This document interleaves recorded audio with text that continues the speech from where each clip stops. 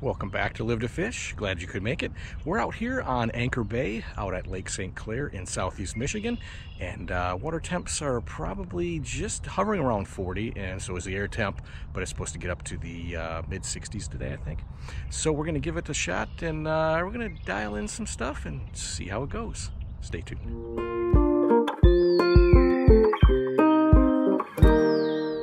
All right, we're out here this morning on beautiful Lake St. Clair, Anchor Bay to be more precise, and we're going to do some more dialing in with the baitcasters. Let's get started.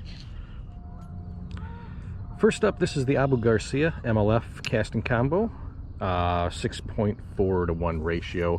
It is a medium action rod, 7 foot in length, and we're going to be throwing a spinner bait with a trailer hook, and let's get this dialed in.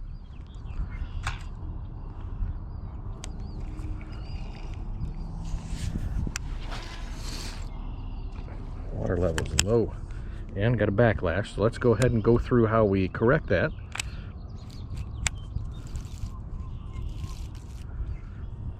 Okay, it's snagged there. I'm going to close the bail, press my thumb over the spool, crank that down. Let me get the drag tightened down, loosen up the line a little bit, but go ahead and open that bail back up, pull it back till it gets caught, and voila, it is cleared. Well, it's not cleared yet, but I mean, at least that snag is cleared. So all you have to do is just, again, close the bail, put your thumb over the spool, give it a little twist to clear that out, open the spool back up, open the bail back up. It's early and it's kind of cold out here. It's like 40 degrees, so you have to excuse my fumbling mouth.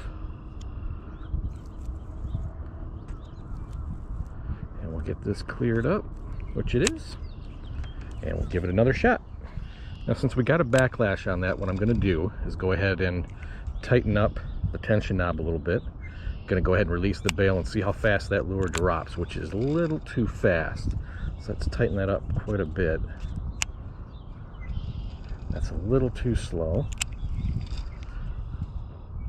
Loosen it up a little bit more, release the bail. That should be about right. Tighten up just a little bit more though. That should be good. Okay, and we're going to take the braking system, and that was all the way open. We're going to go ahead and close that up, loosen it up just a few notches. I think that'd be like an 8 out of 10. That didn't go very far, but then again, I was also feathering it with my thumb to make sure I didn't get a backlash.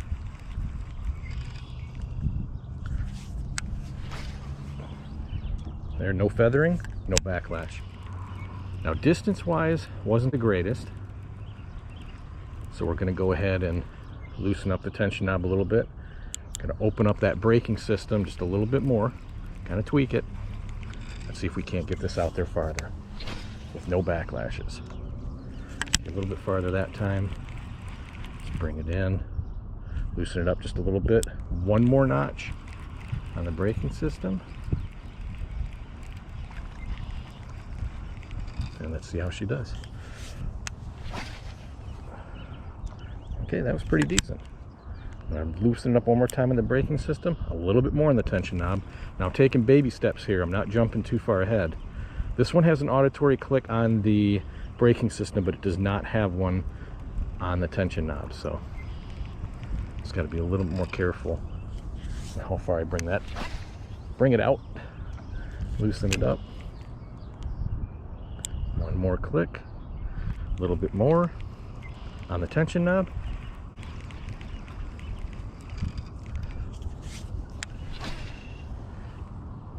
All right, decent cast length and no backlashes. Looks like we got her dialed in. Now, as I said, this combo is rated, it's got the 6.4 to 1 ratio. It's a little bit slower, but I like that for my spinner baits. And the rod itself is 7 foot, and it's rated for 1/4 to 5/8 ounce lure and 8 to 15 pounds. So I have 10-pound test mono on this right now, and also the spinner bait here is probably well within that weight, so it's not heavy. It looks a lot heavier than it is, so looks like we're well within specs for this. Casts are good. Look at no backlash, Won't even have to put the thumb on it. Pretty cool.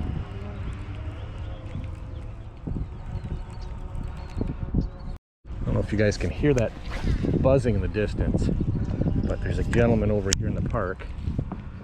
If you can see him there, he's a ways out there. He's running his drone, and honestly, I really don't care for when people sit there and they fly their drones around you.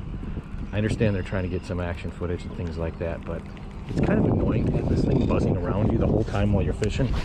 And it becomes, or it has become more and more common, I've noticed, for people with drones to, you know, be out here. That's fine if they want to take, you know, some footage of wildlife, of the lake itself, but at least ask my permission before you start swinging this thing around my head and zipping it past my my fishing spot. It's kind of annoying, but that's just me.